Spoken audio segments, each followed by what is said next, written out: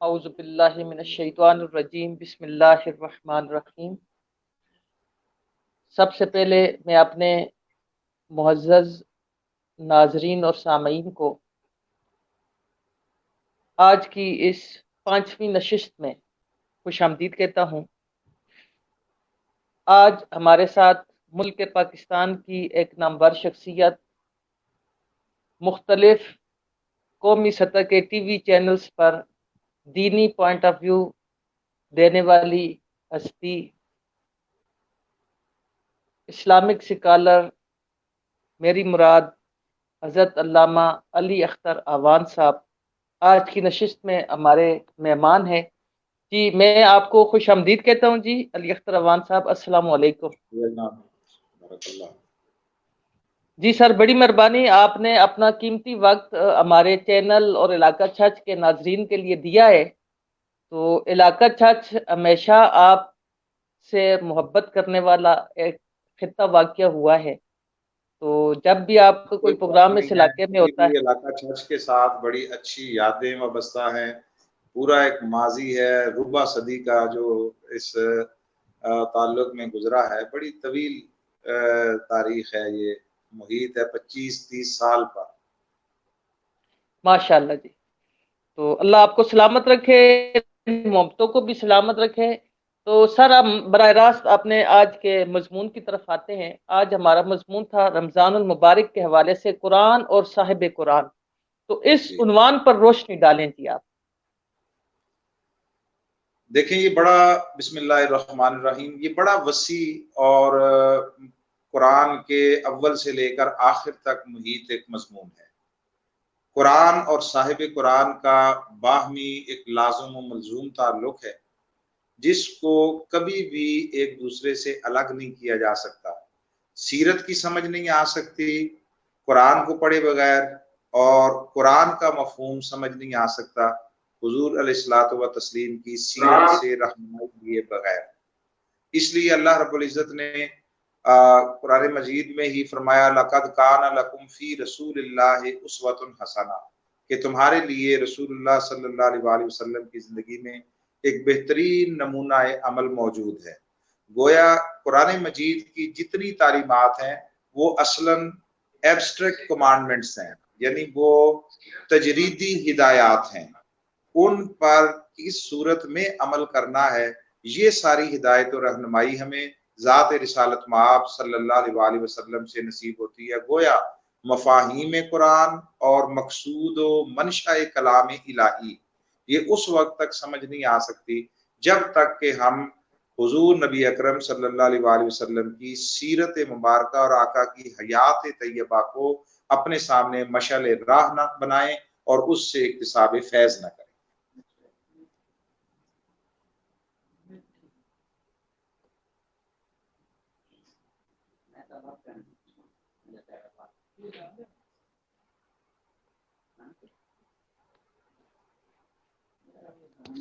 اچھا، آواز آپ تک آ رہی ہے؟ مجھے ایسے محسوس جی ہوا ہے کہ جیسے درمیان میں آواز ڈسکنیکٹ ہو گئی تھی۔ جی آپ جاری رکھیں، ابھی آواز آ رہی ہے۔ جی ٹھیک ہے، ماشاءاللہ۔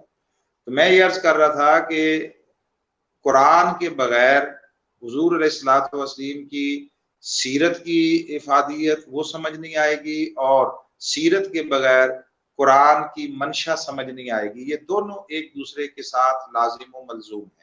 حضور نبی اکرم صلی اللہ علیہ وسلم کی سیرت مبارکہ اور شخصیت مبارکہ، یہ دونوں قرآنی تعلیمات کو سمجھنے کے لیے اوریجنز ہیں۔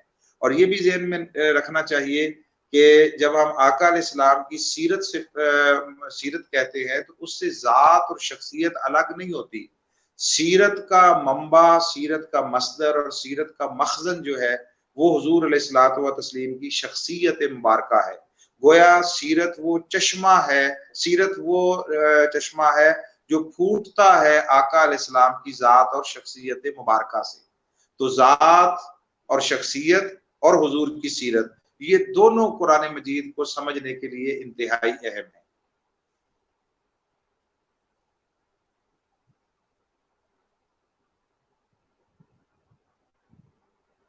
اب اگر ہم ایک ترتیب ہے اس پر توجہ کریں، وہ بڑی اہم شے ہے۔ وہ یہ کہ اللہ رب العزت نے پوری تاریخ انسانی میں ہمیشہ ہر دور میں انسانوں کی ہدایت اور رہنمائی کے لیے دو چیزیں بھیجی ہیں، دو مصدر ہدایت کے بنائے ہیں۔ ایک مصدر ہے وحی، ایک مصدر ہے نبوت۔ مگر وحی جب متشکل ہوئی تو وہ کتاب کی شکل میں ڈھلی، نبوت جب مجسم ہوئی تو وہ نبی کی شکل میں ڈھلی۔ تو یہ دو سورسز ہیں ہدایت اور رہنمائی کے، مگر آپس میں لازم و ملزوم ہونے کے باوجود ان کے درمیان تقدیم و تاخیر کا بھی ایک تعلق ہے، اور وہ یہ کہ جب بھی کسی قوم، قبیلے اور علاقے کے لیے اللہ نے ہدایت کے یہ دروازے کھولے تو یاد رکھیں کہ ہمیشہ نبی کو پہلے بھیجا ہے، وہی بعد میں بھیجی ہے۔ گویا انسانیت کا تعلق پہلے صاحب نبوت کے ساتھ، نبی کے ساتھ جوڑا ہے، پھر اس کے بعد اس کے ذریعے اس کا تعلق اپنی وحی کے ساتھ جوڑا ہے۔ تو گویا اخذ ہدایت کے لیے، حصول ہدایت کے لیے اور ہدایت کی یقینی ضمانت کے لیے نبی کے ساتھ تعلق مقدم ہے، اور اس کے ذریعے پھر وحی کے ساتھ تعلق جڑے گا۔ جو تعلق نبوت کے ذریعے وحی سے جڑے گا اسی سے ہدایت کی یقینی ضمانت میسر آئے گی، اور اگر کوئی پیکر نبوت کو، سیرت کو، سنت کو الگ کر کے براہ راست فقط وحی کے ساتھ، کتاب کے ساتھ یا قرآن کے ساتھ تعلق جوڑنا چاہے گا تو اس کے لیے ہدایت کی ضمانت اس درجے کی میسر نہیں ہوگی جو نبوت کے ذریعے قرآن کے ساتھ تعلق جوڑنے میں ہے۔ جیسا کہ قرآن مجید میں اللہ نے ارشاد فرمایا ہے، ہر چند کہ وہ ایک مثال کے ذیل میں ہے، مگر بڑی اہم بات ہے، اللہ نے فرمایا ہے کہ ان اللہ لا یستحی ان یضرب مثلا ما بعوضۃ فما فوقها، کہ اللہ حیا نہیں فرماتا مچھر یا اس سے بھی اگلی کوئی مثال دینے سے انسانوں کو سمجھانے کے لیے، مگر جب وہ یہ مثال دیتا ہے تو دو طرح کے طرز عمل وہ بیان کیے ہیں۔ فرمایا فَأَمَّا الَّذِينَ آمَنُوا فَيَعْلَمُونَ أَنَّهُ الْحَقُّ مِن رَّبِّهِمْ، کہ جو ایمان والے ہیں وہ جب اس مثال کو پڑھتے ہیں، دیکھتے ہیں، سمجھتے ہیں جو اللہ نے بیان کی تو وہ کہتے ہیں یہ ہمارے رب کی طرف سے حق ہے۔ وَأَمَّا الَّذِينَ كَفَرُوا، اور جو کافر ہیں وہ جب وہ مثال سنتے ہیں تو کہتے ہیں ماذا اراد اللہ بہذا مثلا، اللہ کی اس مثال سے کیا مراد ہے، یہ کیوں بیان کی ہے۔ اب یہ سارا بیان کر کے اللہ رب العزت اس پہ اپنا تبصرہ دیتا ہے، اپنے کومنٹس دیتا ہے، فرماتا ہے یضل بہ کثیرا ویہدی بہ کثیرا، اللہ اسی بات کے ذریعے بہت ساروں کو گمراہی کی راہ پر بھی کھلا چھوڑ دیتا ہے اور بہت ساروں کو ہدایت سے ہمکنار کر دیتا ہے۔ اور یہ بات یاد رہے کہ اس مقام پر اللہ نے گمراہی اور ضلالت کا تذکرہ پہلے کیا ہے، ہدایت کا بعد میں کیا ہے، یعنی وہ جو کافر لوگ ہیں ان کے طرز عمل پر نتیجہ پہلے بیان کیا ہے، مگر فرمایا وما یضل بہ الا الفاسقین، اللہ کسی کو گمراہی کے راستے پر چلتا ہوا دیکھنا پسند نہیں کرتا مگر فاسق لوگ۔ اور فاسق کون ہے؟ فاسق وہ ہے جو عظمت نبوت کا اقرار نہ کرے، جو اہمیت رسالت کو قبول نہ کرے اور اس سے اجتناب کرے، پیٹ پھیر کر جائے، چہرہ پھیر لے، اس کو اللہ رب العزت نے قرآن مجید میں فاسق کہا ہے۔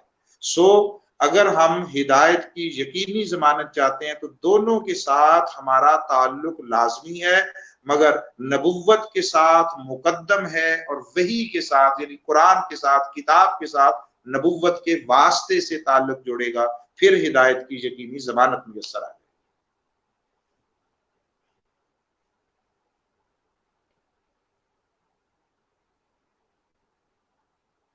اچھا، اس میں اب دیکھیں کہ آپ اس میں سوالات کے ذریعے آگے چلیں گے یا سنگل سائیڈڈ میں اس پہ آگے چلتا جاؤں، کس طرح اس کو لے کر چلیں گے اچھا، آگے؟ ایک ساتھ سوال کو بھی انٹرٹین کرتے جائیں آپ، اور پھر ساتھ آگے اس کی جی مزید کہ قرآن پاک سے خالی تعلق اور حضور علیہ السلام سے تعلق، حضور سے تعلق ہی ہدایت پر مبنی آدمی کے لیے ضمانت ہے، اور فقط قرآن سے تعلق جس طرح قرآن میں ارشاد ہے یضل بہ کثیرا ویہدی بہ کثیرا، تو یہ تھوڑا سا ذرا ہمیں سمجھا دیں۔ اچھا اس دیکھیں، ہے تو اصلاً قرآن بھی ہدایت، اتارا ہی ہدایت کے لیے گیا ہے، مگر چونکہ قرآن کلام الہی ہے، اس کی منشا اور مقصود کو اپنے نقطۂ نظر سے، اپنے ذہن سے جب ہم سمجھنے کی کوشش کریں گے تو اس میں 100 مغالطے لگ سکتے ہیں۔ ان مغالطوں کی بنا پر کہا کہ یدل بہ کثیر، یعنی قرآن معاذ اللہ گمراہی نہیں دیتا، قرآن لوگوں کو بھٹکاتا نہیں ہے، قرآن خود سراسر ہدایت ہے، مگر چونکہ ہم اس کی منشا کو، اس کے مقصود کو، قرآن مجید رب کا کلام ہے، اور عربی میں کہا جاتا ہے کہ کلام الملک ملک الکلام، کہ جو بادشاہ کا کلام ہوتا ہے وہ کلاموں کا بادشاہ ہوتا ہے، اور یہ اس کا کلام ہے جو ساری کائنات کا بادشاہ ہے، اس کے اندر اتنے اسرار ہیں، اتنے غوامض ہیں، اتنے رموز ہیں، اس کے اندر اتنی مخفیات ہیں، مغیبات ہیں کہ ان کی حقیقت تک پہنچنا عام انسان کے بس کی بات نہیں ہے۔ تو کس جگہ پر کس مثال سے مراد کیا ہے، کس بات کا اشارہ کس طرف ہے، کس لفظ کے متعدد معانی میں سے کون سا معنی مقصود کلام الہی ہے، اس تعین کے لیے نبوت کی اہمیت ناگزیر ہے، رسالت کی ضرورت ناگزیر ہے، سو اس کے لیے ادھر رجوع کرنا پڑے گا۔ مثلا جیسے قرآن مجید میں اللہ رب العزت نے ارشاد فرمایا ہے اقیم الصلاۃ، کہ نماز قائم کرو۔ اب یہ عربی میں حکم آیا اور اس کے اولین مخاطب وہ اہل عرب تھے، اہل لغت تھے، تو عربی میں لفظ صلاۃ کے 52 معنی تھے، 52، وہ سارے 52 معنی اہل عرب کے سامنے تھے۔ اب ان میں سے کس معنی کو لینا ہے، کس معنی پر عمل کرنا ہے، اس کی عمل کی صورت کیا ہوگی، اس میں اہل زبان ہونے کے باوجود صحابہ کرام انہیں اشتباہ لگا، سو وہ صحیح بخاری کی حدیث ہے کہ وہ حضور علیہ الصلوۃ والتسلیم کے پاس حاضر ہوئے اور عرض کیا کیف نصلی، یا رسول اللہ ہمیں رہنمائی فرمائیں کہ یہ جو اقیم الصلاۃ کا معنی حکم آیا ہے اس پر کیسے عمل کریں۔ تو حضور علیہ الصلوۃ والتسلیم نے بڑے مختصر کلمات میں پوری اقیم الصلاۃ کی حقیقت سمجھا دی۔ فرمایا صلو کما رأیتمونی اصلی، بس مجھے دیکھو جیسے میں کر رہا ہوں، میرے پیچھے اس طرح کرتے آؤ، یہ اقامت صلاۃ ہو جائے گی، یہ اقیم الصلاۃ کے حکم پر عمل ہو جائے گا۔ تو معنی یہ ہے کہ قرآن مجید کے احکام کی تشریح، ان کی تعبیر، ان کی تفسیر، ان کی تفصیل اور اس کا عملی اطلاق کیسے ہوگا، اس سارے کے لیے انسانیت کل بھی نبوت و رسالت کی محتاج تھی اور آج بھی نبوت و رسالت محمدی صلی اللہ علیہ وسلم کی محتاج ہے۔ سو جب ہم آئینہ سیرت نبوی میں قرآن کی تعلیمات کو دیکھتے ہیں تو سمجھنا اور اس پر عمل کرنا ہمارے لیے انتہائی آسان ہو جاتا ہے اور منشاء کلام الہی ہمیں سمجھ آ جاتا ہے۔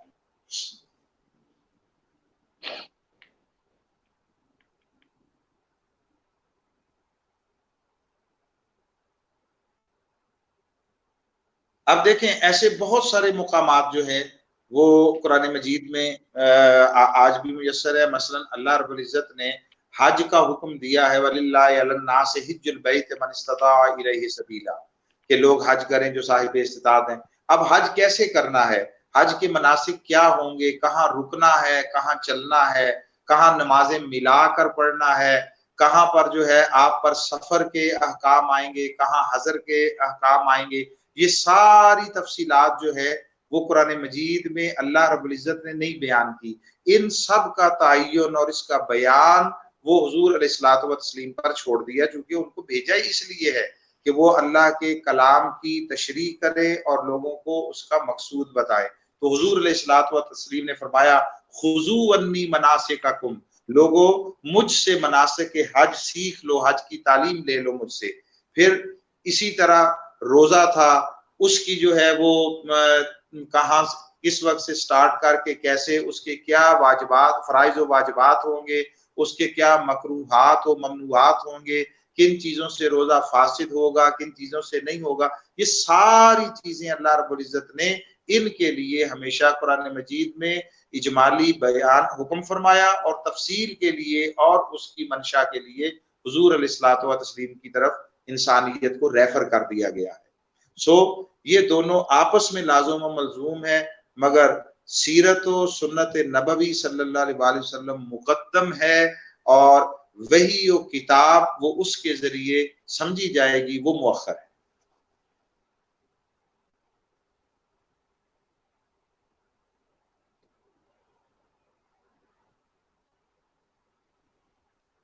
جی جی، آپ کا وہ جو پہلا سلسلہ تھا قرآن اور صاحب قرآن، اس میں آپ کچھ فرمانا چاہ رہے تھے، اس کو آپ مکمل کر لیں جی۔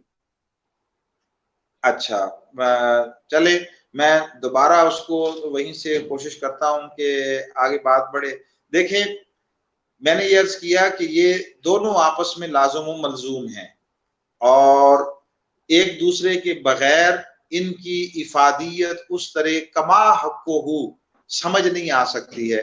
سو اللہ رب العزت نے ہر دور میں حضرت آدم علیہ السلام سے لے کر حضور نبی اکرم صلی اللہ علیہ وآلہ وسلم تک جب بھی کسی نبی کو بھیجا ہے تو ترتیب یہی رکھی ہے کہ پہلے نبی کو بھیجا ہے، اور نبی کے ذریعے پھر وہی لوگوں تک پہنچائی ہے، تاکہ جوں جوں لوگوں تک وحی الہی پہنچے، کلام الہی لوگوں تک پہنچے، تو وہ صرف ہدایات نہ ہو، وہ صرف نظریات کی صورت میں نہ ہو، بلکہ پیکر نبوت کی شکل میں ان احکام الہی پر عمل کیسے کرنا ہے وہ عملی نمونہ بھی لوگوں کے سامنے میسر ہو۔ سو اس لیے نبوت جو ہے وہ ہر دین کا مرکز و محور رہا ہے، اور اسی نسبت سے لوگ پہچانے بھی جاتے ہیں۔ آج عیسائی ہیں تو حضرت عیسیٰ کی نسبت سے پہچانے جاتے ہیں، یہودی ہیں تو وہ حضرت موسیٰ اور حضرت یہودا کی نسبت سے پہچانے جاتے ہیں، اور ہم آقا علیہ السلام کی نسبت غلامی سے پہچانے جاتے ہیں۔ سو ان دونوں کو کسی صورت بھی ایک دوسرے سے جدا اور الگ کر کے نہ دیکھا اور سمجھا جا سکتا ہے، اور نہ ہی منشاء الہی پر عمل کیا جا سکتا ہے۔ سو ان دونوں کو اکٹھا سمجھنا ہوگا۔ اب جیسے ہم بہت سارے احکام ہیں قرآن مجید میں کہ جن سے حضور نبی اکرم صلی اللہ علیہ وآلہ وسلم کی اس اتھارٹی کی جو حیثیت ہے وہ سمجھ آتی ہے۔ مثلا اللہ رب العزت نے فرمایا کہ فلا وربک لا یؤمنون حتی یحکموک فیما شجر بینہم ثم لا یجدوا فی انفسہم حرجا مما قضیت ویسلموا تسلیما۔ فرمایا حبیب آپ کے رب کی قسم، یہ لوگ اس وقت تک صاحبان ایمان نہیں ہو سکتے، یعنی مقصود ایمان کو نہیں پا سکتے اور ایمان کی لذت و حلاوت کو چکھ نہیں سکتے، جب تک کہ یہ اپنی زندگی کے سارے معاملات میں آپ کو اپنا حاکم اور حکم نہ بنا لیں۔ اور یہ جو آپ کو اپنا حاکم بنانا ہے یہ صرف ظاہر کے اعتبار سے، جسم کے اعتبار سے نہ ہو، بلکہ ثم لا یجدوا فی انفسہم حرجا مما قضیت، اور جو بھی لفظ آپ کی زبان سے ادا ہو اس کو یہ بدل و جان قبول کر لیں، ان کے اندر، ان کے نفسوں میں، ان کے دلوں میں کوئی کسی قسم کا ادنا سا بھی بوجھ نہ ہو، اس پر کوئی تردد نہ پایا جائے، اس میں تعمل نہ ہو ان کی طبیعت میں، اور وَيُسَلِّمُوا تسلیما، اس طرح آپ کو تسلیم کر لیں جیسے تسلیم کرنے کا حق ہے۔ تو گویا قرآن کے ذریعے اللہ رب العزت نے لوگوں کی طبیعتوں کو، لوگوں کے مزاج کو، اور لوگوں کو بارگاہ رسالت آپ صلی اللہ علیہ وآلہ وسلم کی طرف متوجہ کیا ہے، اور دہلیز نبوت پر لوگوں کو اپنے ظاہر و باطن کو جھکا دینے کی تعلیم دی ہے۔ سو مقصود قرآن اور مقصود کتاب جب بھی سمجھنا چاہیں گے اس کے لیے سیرت و سنت طیبہ اور آقا علیہ السلام کی ذات و شخصیت مبارکہ یہ اولین مقدم ناگزیر شے ہے۔ اس کے بغیر تعلیمات قرآن کو سمجھنا اور ان پر عمل پیرا ہونا ممکن نہیں ہوگا۔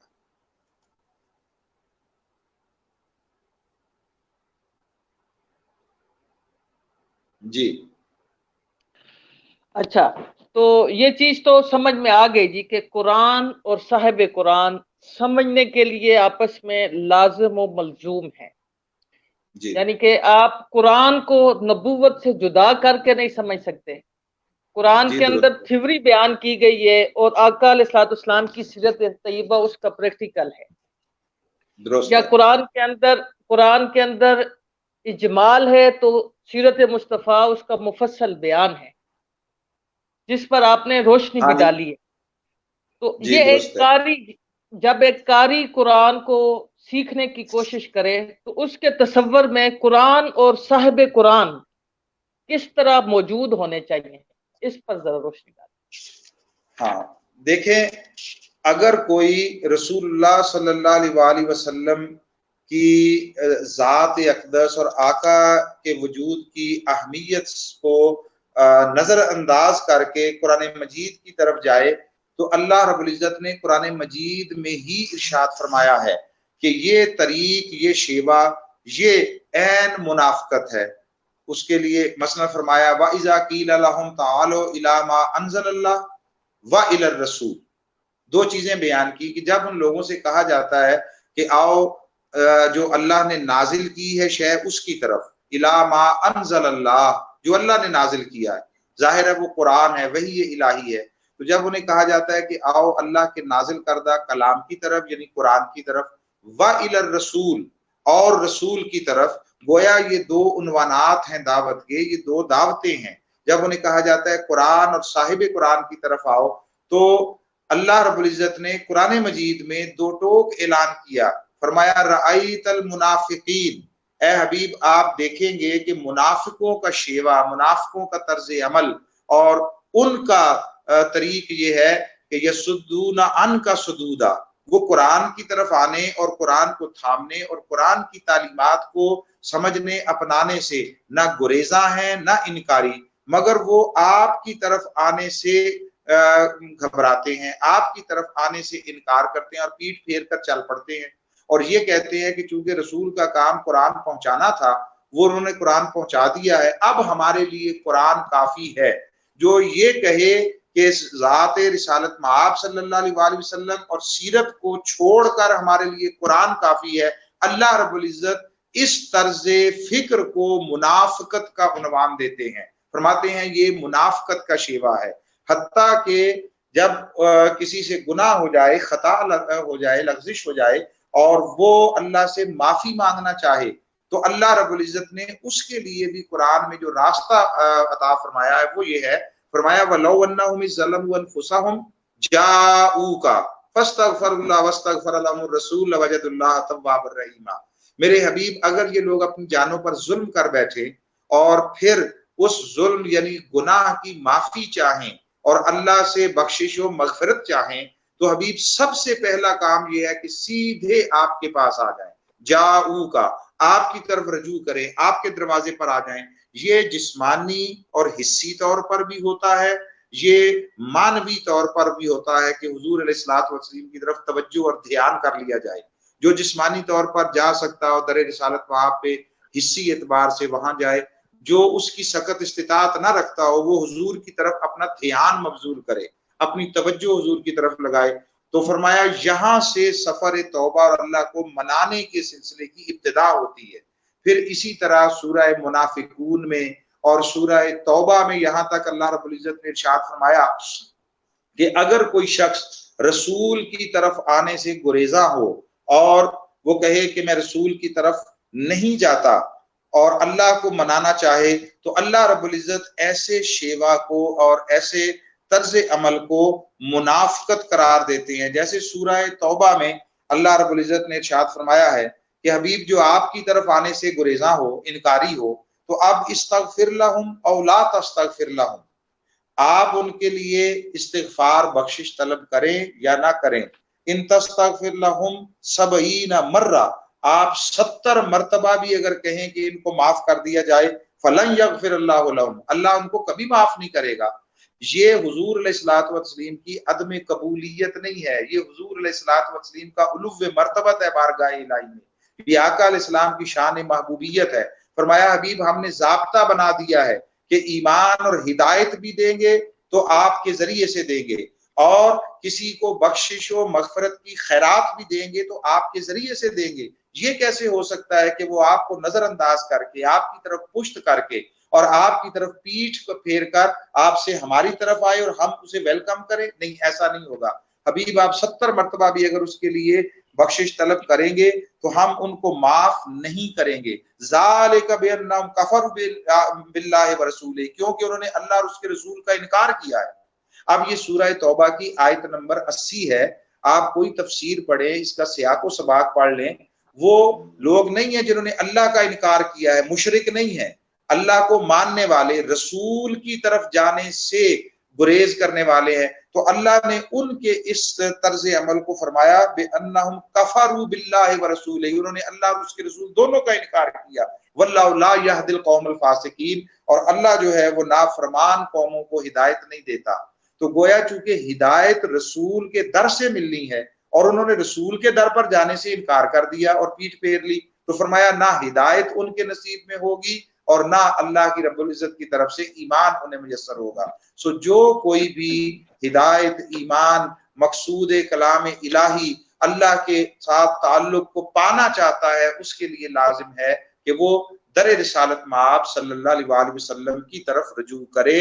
یہیں سے ہدایت کی ضمانت میسر آئے گی. جی ماشاءاللہ جی. ایک چیز تو ہمیں سمجھ آ گئی، ہدایت. اب تقوی، جو سورۃ البقرہ میں پہلی آیتوں میں ہی اللہ تعالیٰ نے مقصود ہدایت، متقی کا جو منزل ہے وہ تقوی کو قرار دیا ہے. تو قرآن آداب مصطفیٰ میں جس طرح آواز کا والیوم نیچے رکھ کر پھر اس کا نتیجہ تقوی قرار دیتا ہے، تو یہ آداب مصطفیٰ کے ذرا اس تعلق پر روشنی ڈالیں. جی دیکھیں، تقوی جو ہے یہ مقصود ایمان ہے. تقوی وہ شے ہے جس سے اللہ کی بارگاہ میں عزت نصیب ہوتی ہے. معیار عزت اللہ کی بارگاہ میں تقوی ہے. فرمایا ان اکرمکم عند اللہ اتقاکم، تم میں سے زیادہ عزت والا وہ جو ہے جو زیادہ تقوی والا ہے، یعنی جتنا تقوی زیادہ اتنا اللہ کی بارگاہ میں عزت زیادہ.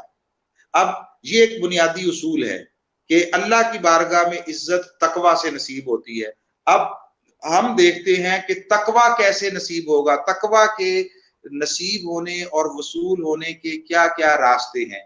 تو یہ بات سمجھ لیجئے کہ تقوی کے حصول کا ایک امکانی راستہ ہے، ایک یقینی راستہ ہے. امکانی راستہ ہے عمل والا. مثلا فرمایا یہ روزے ہیں، تو آپ جو فرضیت صیام کی آیت ہے اس کو اگر پڑھے، فرمایا یا ایھا الذین آمنوا کتب علیکم الصیام کما کتب علی الذین من قبلکم لعلکم تتقون، اے ایمان والو تمہارے اوپر روزے فرض کیے گئے جیسا کہ تم سے پہلوں پر فرض کیے گئے تھے.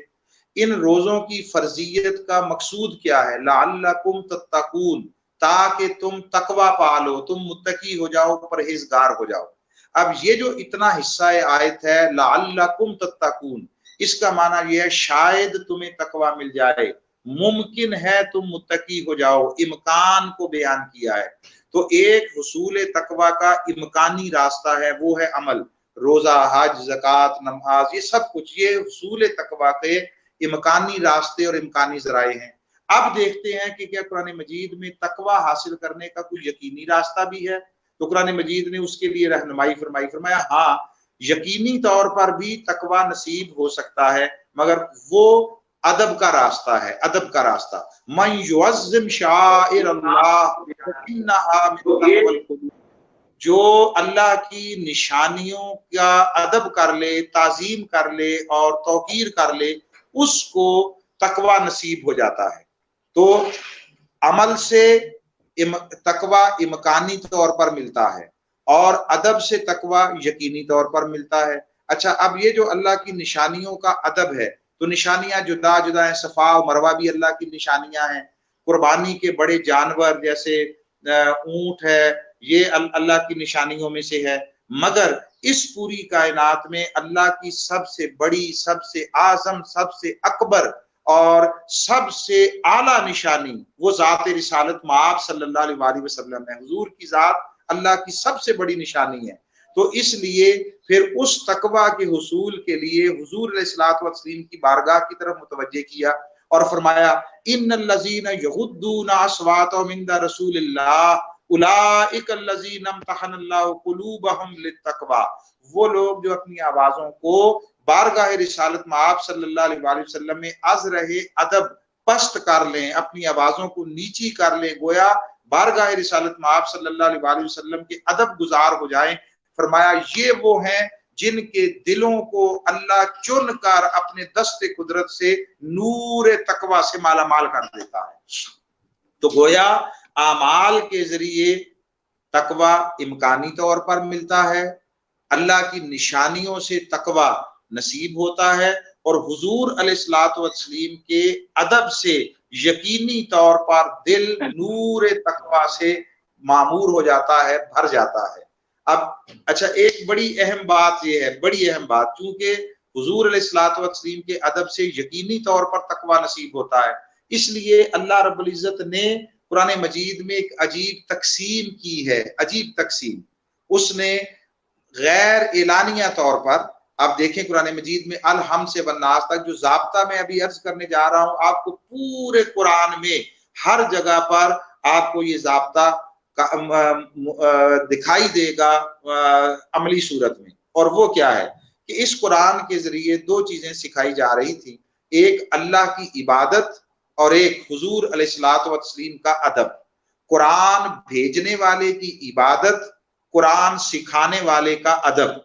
اب یہ دو چیزیں تھیں تو اللہ نے ان کی تعلیم دینے کا انتظام یہ کیا، فرمایا حبیب ہم بھی دو ہیں، انہیں چیزیں بھی دو ہی سکھائی جانی ہیں، تو آئیں کام کو بانٹ لیتے ہیں۔ تو اللہ نے تقسیم کار یوں کیا اپنے حبیب کے ساتھ کہ فرمایا حبیب میری عبادت کیسے کرنی ہے یہ انہیں آپ سکھایا کریں، آپ کا ادب کیسے کرنا ہے یہ انہیں میں سکھایا کروں گا۔ سو جتنا بھی آپ قرآن مجید کا مطالعہ کریں، عبادت الہی کی جتنی شکلیں ہیں اللہ نے حکم دیا ہے، اس کا طریقہ، اس کی تفصیل، اس کے اجزاء اور اس کے جملہ مقتضیات اللہ نے نہیں بیان کیے، وہ سارا کچھ چھوڑ دیا ہے حضور علیہ الصلوۃ والتسلیم پر۔ میرے حبیب آپ انہیں بتائیں نماز کیسے پڑھنی ہے، اس کے فرائض و واجبات کیا ہے، آپ بتائیں حج کیسے کرنا ہے، زکوٰۃ کیسے دینی ہے، روزہ کیسے رکھنا ہے۔ تو مولا آپ کیا سکھائیں گے؟ فرمایا میں انہیں بتاؤں گا کہ مصطفیٰ کا ادب کیسے کرنا ہے۔ اب وہ جتنے ادب کے پہلو ہیں وہ سارے اللہ نے سکھائے ہیں، اور ان میں سے تین پہلو میں بڑا عنوانات صرف بتا رہا ہوں۔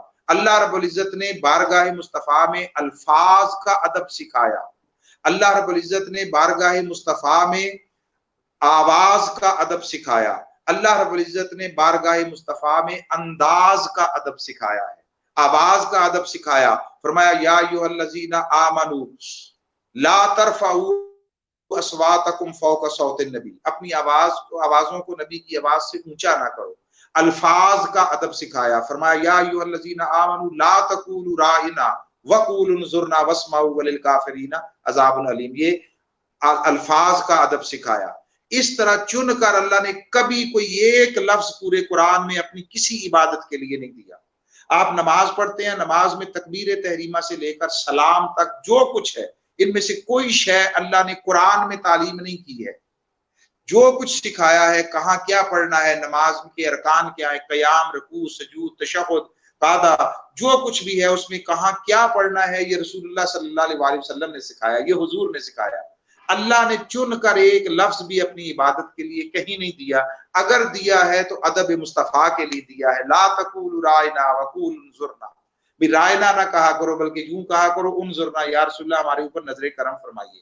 پھر انداز کا ادب سکھا ہے، انداز کا، فرمایا کہ ان کو اس طرح نہ پکارو جس طرح آپس میں ایک دوسرے کو پکارتے ہو۔ یہ بھی سورہ حجرات میں ارشاد فرمایا کہ میرے رسول کو اس طرح مخاطب نہ ہو، میرے محبوب کے ساتھ اس طرح کلام نہ کیا کرو۔ ولا تجہروا لہ بالقول کجہر بعضکم لبعض، جیسے ایک دوسرے کو پکارتے ہو اس طرح نہ پکارا کرو میرے رسول کو۔ تو گویا انداز کا ادب بھی سکھایا، الفاظ کا ادب بھی سکھایا، آواز کا ادب بھی سکھایا۔ اور ایک بڑی اہم شے ہے، بڑی اہم شے، وہ یہ کہ اللہ رب العزت نے اپنے حبیب مکرم صلی اللہ علیہ وسلم کے گھر جانے اور بیٹھنے کا ادب تک بھی سکھایا ہے، اور فرمایا کہ اگر میرا محبوب تمہیں اپنے گھر میں کھانے کے لیے بلائے اور تم جاؤ تو وہاں جا کر قبل از وقت نہ بیٹھ جایا کرو اور آپس میں باتیں نہ کرتے رہا کرو، اور پھر جب کھانا کھا چکو تو کھانا کھانے کے بعد بھی وہاں بیٹھ کر آپس میں ایک دوسرے کے ساتھ خوش گپیوں میں مصروف نہ ہو جایا کرو اور ایک دوسرے کے ساتھ باتوں میں نہ مصروف ہو جایا کرو، بلکہ جب کھانا کھا چکو تو اسی وقت اٹھ کر میرے محبوب کی بارگاہ سے آ جایا کرو، چونکہ انہیں اور کام بھی کرنا ہوتے ہیں۔ یہ سارا کچھ جو کچھ اللہ رب العزت نے قرآن مجید میں سکھایا ہے، یہ بارگاہ رسالت مآب صلی اللہ علیہ وآلہ وسلم کا ادب سکھایا ہے، تاکہ لوگ اس بارگاہ کے ادب گزار ہو کر اپنے ایمانوں کی حفاظت کریں۔ میں یہ سورہ احزاب کی یہ آیت اس لیے تلاوت کرنا چاہتا ہوں تاکہ سب لوگوں کو سمجھ آ جائے کہ بارگاہ رسالت مآب صلی اللہ علیہ وآلہ وسلم کے ادب کا معاملہ کتنا حساس معاملہ ہے۔ یہ سورہ احزاب کی آیت نمبر 53 ہے۔ فرمایا یا ایھا الذین آمنوا لا تدخلوا بیوت النبی الا ان یؤذن لکم الی طعام غیر ناظرین اناہ ولکن اذا دعیتم فادخلوا فاذا طعمتم فانتشروا ولا مستأنسین لحدیث ان ذالکم کان یؤذی النبی فیستحیی منکم واللہ لا یستحیی من الحق۔ اب ذرا ترجمہ سنیے۔ فرمایا اے ایمان والو، نبی مکرم صلی اللہ علیہ وآلہ وسلم کے گھروں میں داخل نہ ہوا کرو سوائے اس کے کہ تمہیں کھانے کے لیے اجازت دے دی جائے، پھر وقت سے پہلے پہنچ کر کھانا پکنے کا انتظار کرنے والے نہ بنا کرو، یعنی پہلے سے جا کر نہ بیٹھ جایا کرو۔ ہاں جب تم بلائے جاؤ تو اس وقت اندر آیا کرو، اور جب کھانا کھا چکو تو پھر وہاں سے فوراً اٹھ کر چلے جایا کرو۔ فَإِذَا طَعِمْتُمْ فَانْتَشِرُوا، پھر وہاں سے اٹھ کر چلے جاؤ۔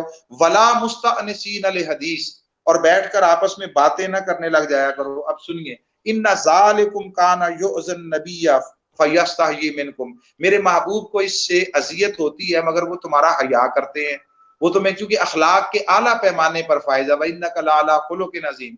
اب اللہ کا جملہ سنیے۔ فرمایا میرا محبوب از رہے حیا تمہیں اٹھ کر جانے کو نہیں کہتا، مگر سنو واللہ لا یستحیی من الحق، اللہ کو حق بیان کرنے میں کوئی حیا نہیں ہے۔ میں تمہیں کہتا ہوں کہ کھانا کھاؤ اور اٹھ کر چلے جائے۔ آپ اندازہ کر لیں، ایسا ادب اس نے اپنی عبادت کے ذیل میں کہیں نہیں بیان کیا۔ اس لیے جب ہم مکہ میں جاتے ہیں خانہ کعبہ میں اور وہاں اللہ کو ندا دینا ہوتی ہے تو پوچھا مولا کتنی آواز میں؟ فرمایا جتنے زور سے مرضی بولو، لبیک اللہم لبیک، وادیاں گونج اٹھیں، مکہ کا در و دیوار گونج اٹھیں۔ مگر جب وہی حاجی مدینہ جاتا ہے اور بارگاہ رسالت مآب صلی اللہ علیہ وآلہ وسلم میں حاضر ہوتا ہے تو اللہ رب العزت نے خود حکم دے دیا۔ فرمایا سنو، لا ترفعوا اصواتکم فوق صوت النبی، یہاں اپنی آوازوں کو دھیما رکھو، پست رکھو۔ یہ آیہ کریمہ سورہ حجرات کی آج بھی مسجد نبوی شریف میں حضور علیہ الصلوۃ والسلام کے مواجہ شریف حجرے کی جالیوں کے اوپر آج بھی لکھی ہوئی ہے، جو لوگوں کو اللہ کی طرف سے ادب سکھانے کی تعلیم پر مشتمل ہے۔ سو اس لیے تقوی اسی کو ملے گا جو ادب گزار ہوگا۔ جتنا حضور کا ادب کرنے والا ہوگا اتنا وہ صاحب تقوی ہو جائے گا، متقی ہو جائے گا، پرہیزگار ہو جائے گا، اور جس کو تقوی مل جائے گا وہ اللہ کی بارگاہ میں عزت والا قرار پائے گا۔ جی ماشاءاللہ جی، کافی سیر حاصل گفتگو ہماری تقریباً ہو چکی ہے۔ تو اب ایک اہم امر کی طرف میں آپ سے پوچھنا چاہوں گا ذرا، کہ آج کل جو قرآن سے امت مسلمہ کا ایک ربط ہے، کیا وہ ربط قرون اولیٰ کے مسلمانوں کا جو تھا اس جیسا ہے، یا ابھی ہم بہت پیچھے ہیں اس میں؟ اس پر تھوڑی سی وضاحت کرتے ہیں۔ جی دیکھیں، یہ بڑی بد نصیبی ہے کہ عمل کے اعتبار سے ہم بہت دور ہٹتے چلے گئے الا ماشاء اللہ۔ قرآن فہمی کے اعتبار سے بھی اور سیرت النبی صلی اللہ علیہ وآلہ وسلم پر عمل کے اعتبار سے بھی، دونوں اعتبارات سے پیچھے ہٹ گئے ہیں۔ ہمارا قرآن مجید کے ساتھ تعلق جو ہے وہ حصول ثواب کا ہو گیا ہے، اخذ ہدایت کا نہیں رہا۔ ہم قرآن مجید کو پڑھ کر اجر ثواب نیکیاں کمانا چاہتے ہیں، اپنی زندگی کو قرآن کی ہدایت کے سانچے میں ڈھالنا نہیں چاہتے ہیں۔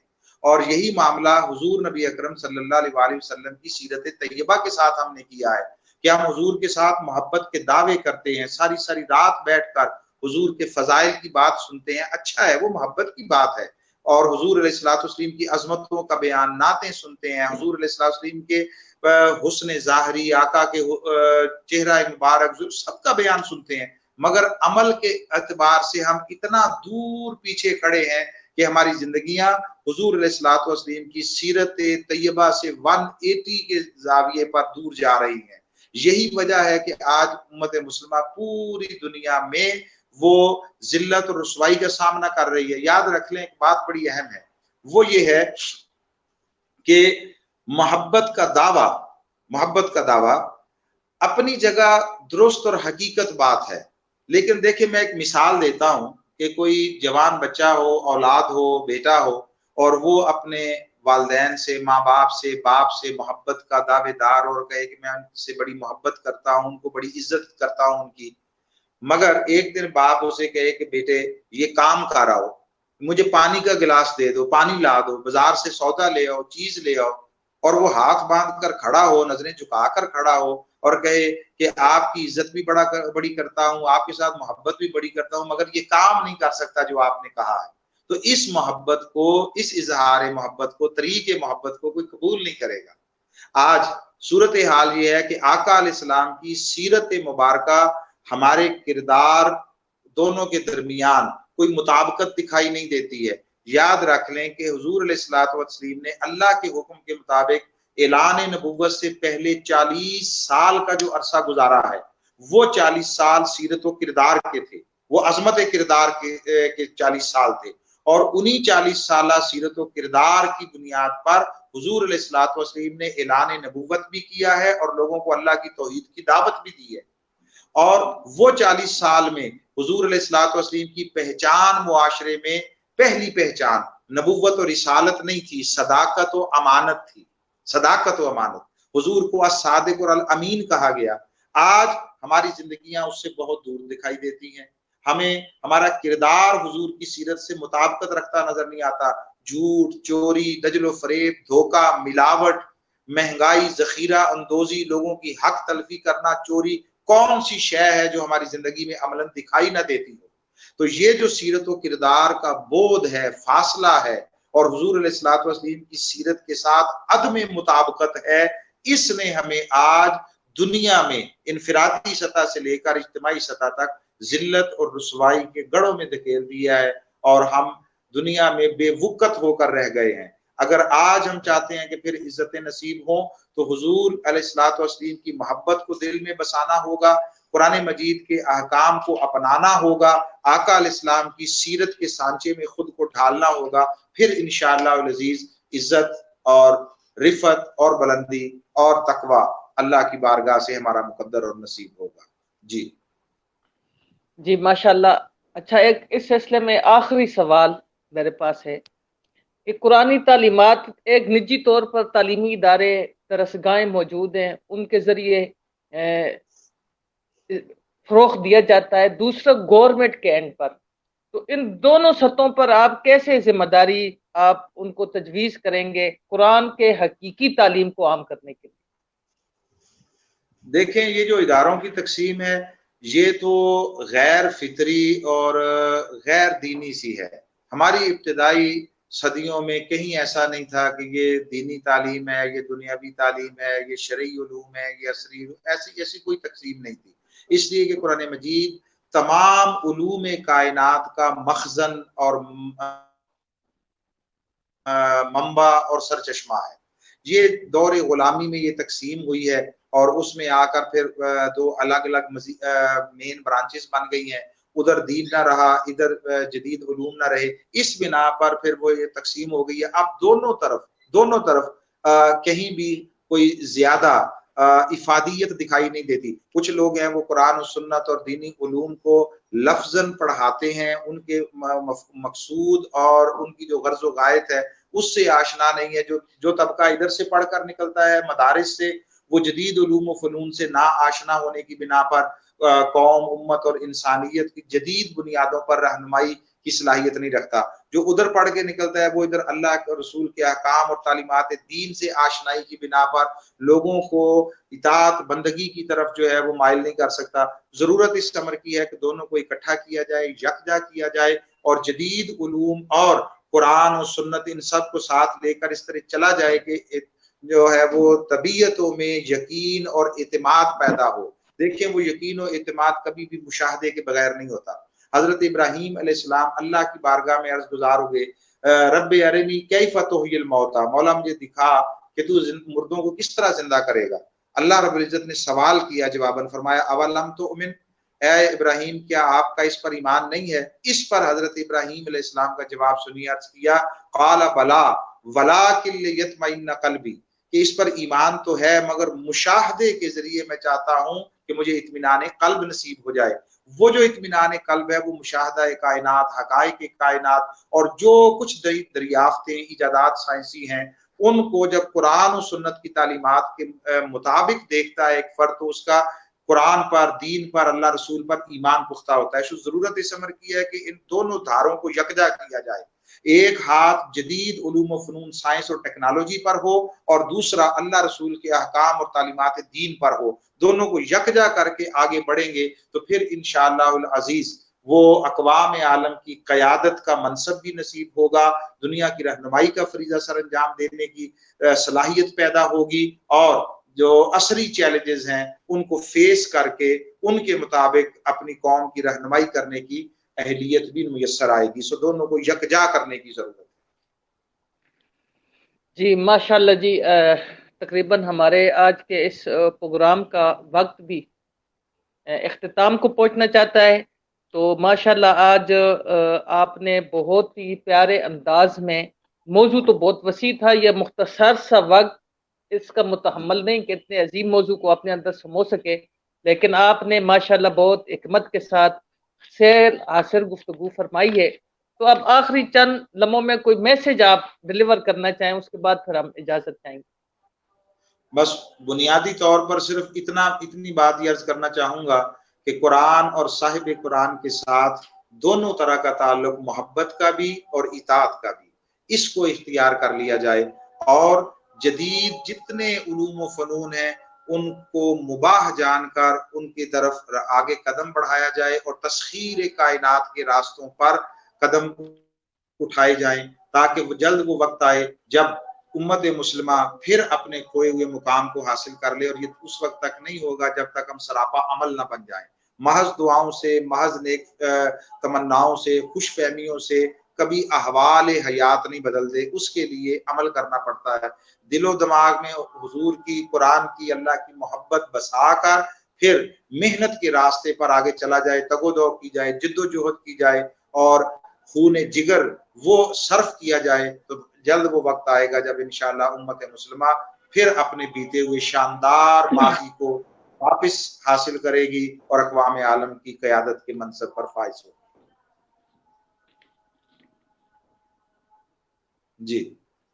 جی ماشاءاللہ جی، سر آپ کا بہت بہت شکریہ۔ انشاءاللہ ہم مستقبل میں بھی آپ سے رہنمائی لیتے رہیں گے، تو آپ ہمارے اوپر اسی طرح شفقت کا دست شفقت رکھنا۔ تو میں اپنے سامعین سے آج کے پروگرام کے حوالے سے ان کی فیڈ بیک کا انتظار رہے گا۔ انشاءاللہ نیکسٹ پروگرام تک کے لیے آپ سے اجازت چاہتے ہیں۔ خدا حافظ۔